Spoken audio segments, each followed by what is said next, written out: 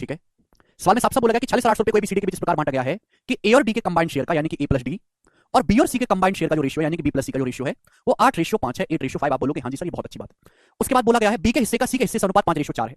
B के हिस्से का सी के हिस्से से जो रेशियो है वो 5:4 है, 5:4। आप बोलोगे हाँ जी सर। बोला है यदि ए को 18,400 रुपए मिलते हैं, ए को कितने रुपए मिलते हैं?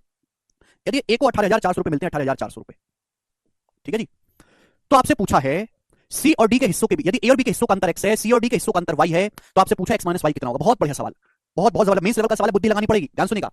सवाल बोला कि 46,800 रुपए को बांटा गया है एबीसीडी के बीच। ए और डी के कंबाइंड शेयर का ए प्लस डी और बी प्लस सी के शेयर का रेशियो 8:5 है, बी और सी के शेयर का रेशियो 5:4 है मेरे प्यारे भाई। ए को 18,400 रुपए मिले हैं, तो आपसे पूछा है यदि ए और बी के शेयर का डिफरेंस x है, सी और डी के शेयर का डिफरेंस y है, तो x माइनस y। बहुत बेसिक सवाल। भैया बी और सी का रेशियो दे रखा है, यहाँ बी प्लस सी दे रखा है, तो क्या मैं बी प्लस सी निकाल नहीं सकता? क्या मैं बी प्लस सी निकाल नहीं सकता? आप बोलोगे हाँ जी सर बिल्कुल निकाल सकते हैं। अलग अलग शेयर निकाल लेते हैं सभी लोगों का, ठीक है ना भाई। यहाँ पे a plus B plus C plus D कितना हो रहा है? तो आप कहोगे sir 8 5 13। a plus B plus C plus D कितना हो रहा है? a plus B plus C plus D 13, 8 5 13। 13 की वैल्यू 46,800 रुपए, बताओ कितने गुना? तो 13 की वैल्यू 46,800 बच्चों कितने गुना? तो 13 3 39, 7 13 38, 3600 गुना है, 3600 टाइम्स।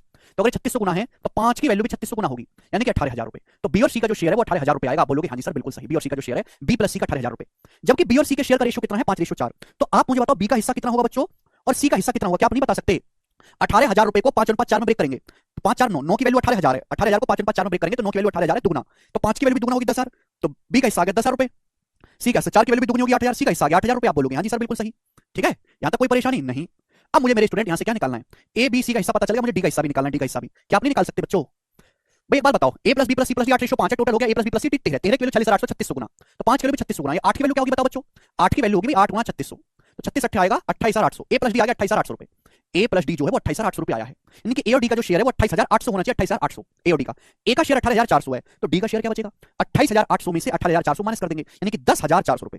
तो डी का शेयर आ गया जी 10,400 रुपए। आप बोलोगे हाँ जी सर। तो मेरे को चारों लोगों के शेयर पता चल गए, समझ में आया? एक बार हम फिर से समझाते हैं, दिमाग लगाने वाली बात है। बोला है 46,800 रुपए को एबीसीडी के बीच बांटा गया है, ए और डी के कंबाइंड शेयर और बी और सी के कंबाइंड शेयर का रेशियो 8:5 है, ठीक है, कोई परेशानी नहीं। बी और सी के शेयर का रेशियो 5:4 है, ए को 18,400 रुपए मिलते हैं, तो ए और बी के शेयर का डिफरेंस और सी और डी के शेयर का डिफरेंस आपसे पूछा है ना। लिसन केयरफुली करेंगे जरा आप एक बात बताओ, A plus B plus C plus D कितना? 8 5 13, 13 की वैल्यू सवाल में 40,800 कितने गुना? 3600 गुना, तो 5 की वैल्यू भी 3600 गुना होगी 18,000, 8 की वैल्यू भी 3600 गुना करेंगे 28,800, यानी कि ए और डी का शेयर 28,800 ए प्लस डी। अगर ए का 18,400 तो डी का नहीं निकाल सकते, 28,800 ए प्लस डी का शेयर है, उसमें से अगर मैं ए का माइनस कर दूंगा तो डी का शेयर आ गया 10,400। समझ में आया? यहां तक बात समझ में? आप बोलोगे हाँ जी सर बिल्कुल सही, समझ में आई है, ठीक।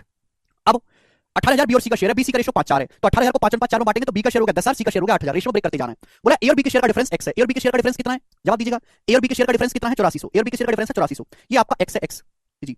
सी और डी के शेयर का डिफरेंस कितना है? सी और डी के शेयर का डिफरेंस है 10,400 और 8,000 यानी कि 2400। सी और डी के शेयर का डिफरेंस है 2400 मेरे दोस्तों, y है। तो आपसे पूछा x माइनस y, तो 8400 माइनस 2400 यानी कि 6,000 रुपए, तो x माइनस y जो है बच्चों 6,000 रुपए, ये सवाल का आंसर है डी ऑप्शन।